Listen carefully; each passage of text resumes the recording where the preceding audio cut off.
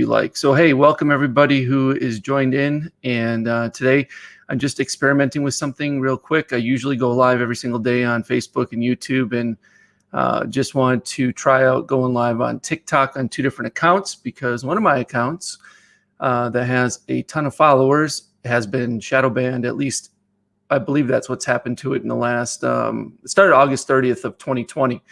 And I've tried to post different videos to it in different times, and I can't seem to get it to show up in people's For You page, anything, nothing. So there's no reporting on the analytics of that. So that's why I want to try this and see what happens. I want to see what going live does for that particular account versus the account that isn't shadow banned at this point. So that's why I'm doing this. I'm experimenting a little bit, but normally each and every day I rant and rave about various things. If you haven't heard or haven't seen any of my daily vlogs yet, that's exactly what they're about. Sometimes I talk about digital marketing strategies. Other times I talk about sports.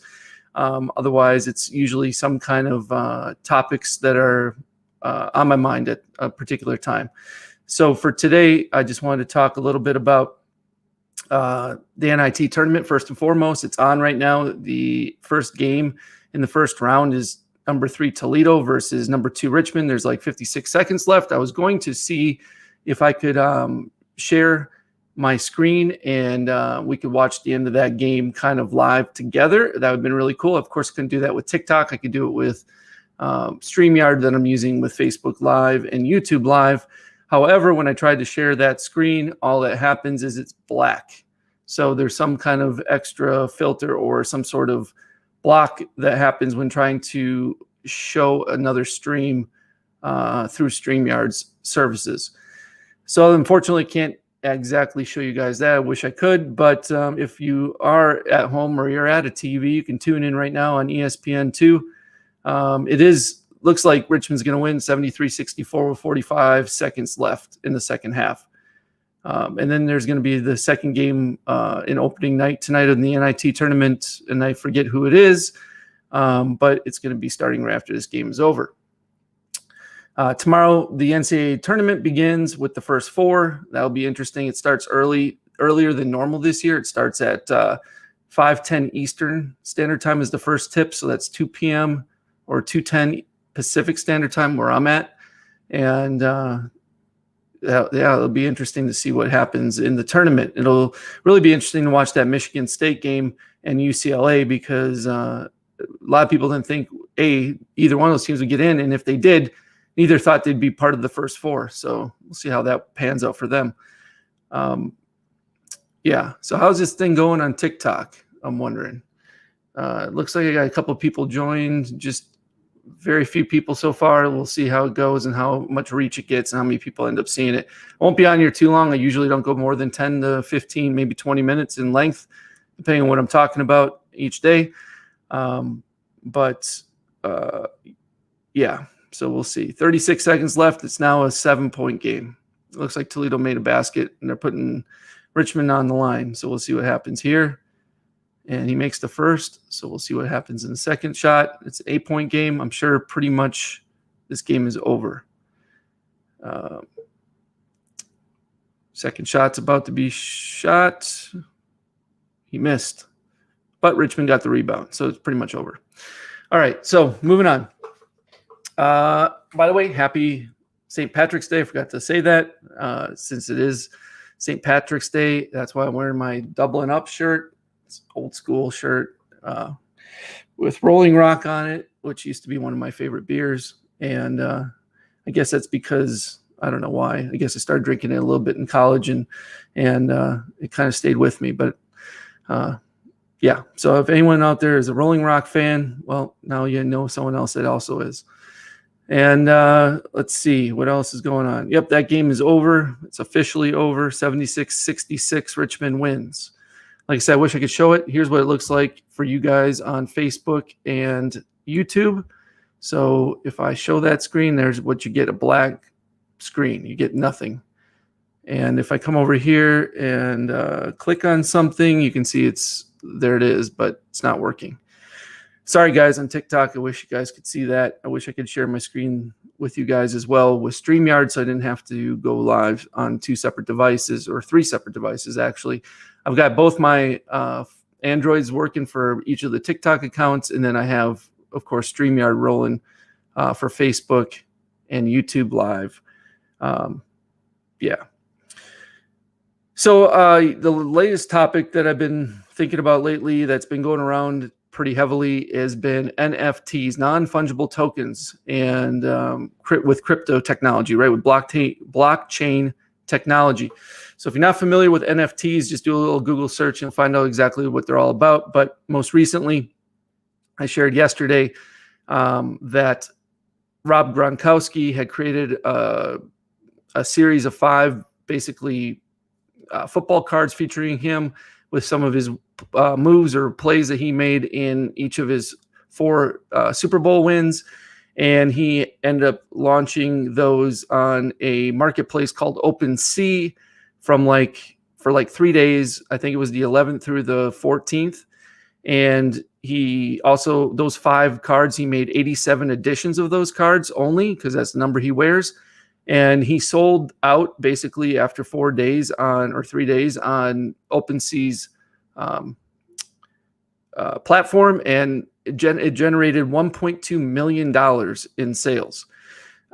If you haven't heard, recently there was a gentleman who bought a JPEG from an artist named Beeple, Beeple, for the price of $69 million. Now, why is this stuff going for so much? That's debatable, but the fact of the matter remains that anybody who can create some sort of highly sought after digital assets of almost any kind, whether it's video or imagery, can easily set up their own listing on one of these marketplaces like OpenSea, or there's Rarible, I think, is one of them. There's a few others, and you can list them. And then if people show interest and they start bidding on them or wanting to purchase them, well, you got something you can sell, and you can make a premium for it probably down the road. If nobody ends up buying it, well, you just take it down or leave it up and wait to see what happens. It's not really much of an investment to try it out. However, it's something that most of the time is not going to fetch a decent price tag unless it's something that is created or built from somebody who's more famous, right? So like an artist or like a professional athlete, or like the NBA's got the NBA Top Shot. NBA Top Shot is basically video clips, which they call moments, that you can purchase. And so far, I think it started in October. It was in beta. Just in February itself, they generated well over $200 million in sales and trades between people that are in that program with their NFTs. So it's ridiculous. And it, like I said, it uses the blockchain technology. So what is cool about that is there is a ledger on the web that shows exactly who owns it, and only one person can own it at a time. And there's that record keeping going on, just like with Bitcoin or any of the cryptocurrencies. So therefore, there's a demand for it, I guess, and there's a premium for each thing that ends up getting out there, especially if it's in limited edition and it's rare. Let's call it rare. It's like the way basketball shoes and other sneakers have been exploding on like StockX and eBay, where it's like they're limited edition or they're rare in nature, so therefore they can fetch a really high price. Similar in nature to what's happened over Christmas time when the release of the PS5 got launched and the Xbox Series X. Because they made so few of them, they were selling out, and therefore they became a hot commodity, and people were willing to pay an arm and a leg for it, which is why people then sought after getting their hands on them in order to resell them and basically arbitrage those. And that's what people do with basketball shoes. I used to do it in myself. I don't do it anymore. But that's what basically NFTs are now in the digital sense. However, there is going to be a time and place when eventually NFTs are going to be important for even real world physical objects, not just digital objects, like your home. Well, it could become an NFT and could fetch, a sale or premium price for it over, the blockchain. So it's really interesting technology. I swear it's going to get crazy here. It's already been crazy, but it's going to get crazier. It's probably going to pump real high and then dump just like all the cryptos do. And then, of course, it's going to certain things will lose their value and maybe lose them permanently. Other things will lose value, regain value. Some things will just continue to escalate, but who knows, right? I wouldn't get into buying any NFTs today, especially stuff that's really high priced. Like if you haven't heard of CryptoPunks or CryptoKitties, both of those are basically on NFTs, and they're interesting. You can go Google those and look them up and see what they are all about.